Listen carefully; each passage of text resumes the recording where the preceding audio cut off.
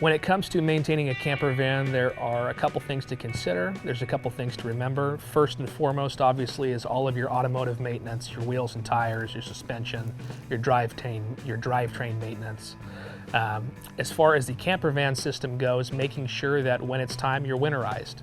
The other things that are important are making sure to maintain your water tanks, your fresh water, your gray water, and if you have one, a black water tank, to ensure that you don't have unnecessary bacteria or mold growth in those tanks.